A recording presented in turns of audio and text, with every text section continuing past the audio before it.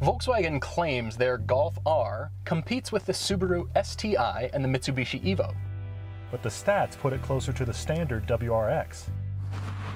So we brought a Subaru WRX and a Mitsubishi Evo MR to see where this car fits and who it's for.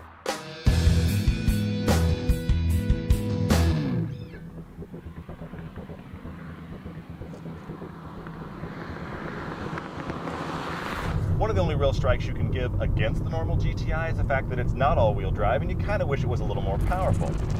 So this is your car. The 2012 Golf R. It doesn't say Golf anywhere on this car. It's just R. It comes from the long tradition of the Golf R32, which was a V6 and all-wheel drive. This is not a V6. This is smaller displacement than the R32, and it's got a wicked turbo on it, producing 256 horsepower. This 50 horsepower boost over the GTI is what the car needed. The engine is completely gutless until the turbo wakes up. Once it does, it's fine.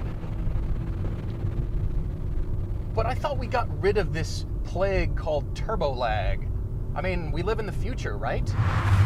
That horsepower boost kind of gives this car more of an effortless feel. It's not trying to do all the things you'd like to do. It doesn't have to work as hard to go fast, or to pass people, or to just make you smile. When that turbo starts blowing, yes, it's fast. But you can feel that German personality. You can feel that I'm holding back. And I don't know why.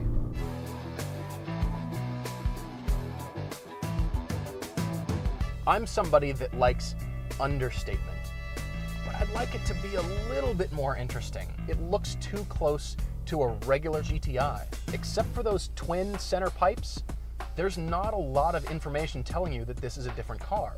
Oh, but there's lots of R badges. I mean, you can't overlook that. It's just to let you know, by the way, not a normal GTI.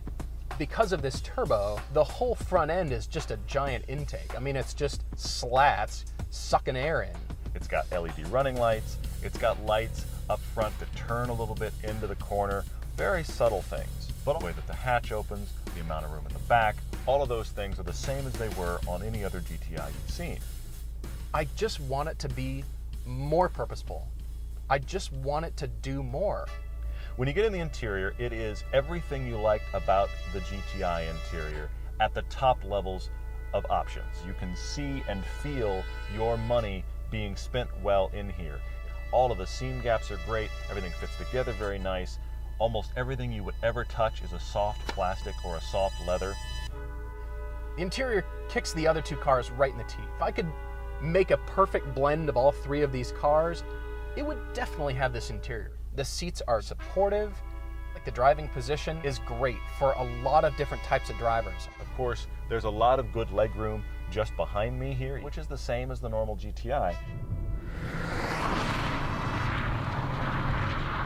The place where the Golf R starts to shine is when you start to think about it in relation to the normal GTI. This is a more capable version of the standard GTI. You still have all the really great build, you have all the really nice interior. It's just you lose some of that understeer scrub that the standard GTI gets when you push it pretty hard.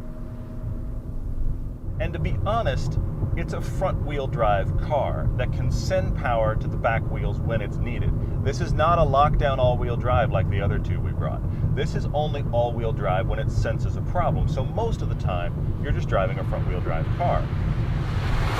Now, I drove this car at a track recently, and I kept thinking to myself, when is that all-wheel drive stability feeling gonna kick in? And it never did. Doesn't Volkswagen have the Audi guys to go consult? I mean, they know a lot about Quattro, right?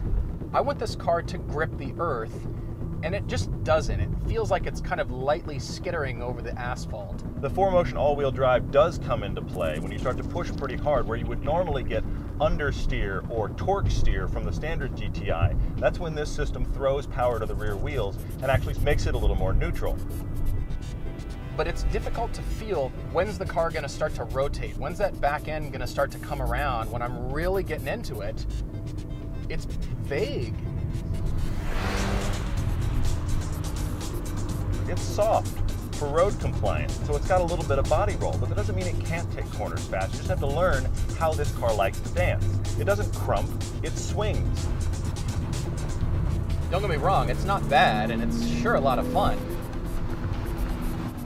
But I can really start to feel it push. I've got to dial in more steering as I go around a corner. If you take the time to learn this car and get a feel for the kind of performance car that it is, you realize it's a performance car for grown-ups. This is about all the performance and technology and all-wheel drive that most people are ever going to need on a canyon road. The problem that I have is that when it comes to driving, I'm still a child. I'm coming away very mixed. I like the Golf. I like German engineering. I want to like this car more. It drives great. It's a lot of fun. It seems very sporty until you compare it to the WRX and the Evo. Pitting this car against the Evo and the STI is like taking a high school state runner and putting him in the Olympics. Nobody said the kid's not fast. He's just not up to the task of competing with the big boys. I want this car to cost less or do more. I want to get out of this car after driving it hard and thinking, wow, I didn't know the Golf R could do that. But I'm not. Ultimately, this is the best GTI that your money can buy. A little more power, same levels of refinement, slightly angrier styling just to let you know you've got something a little bit unique. This is a wonderful variation of the GTI.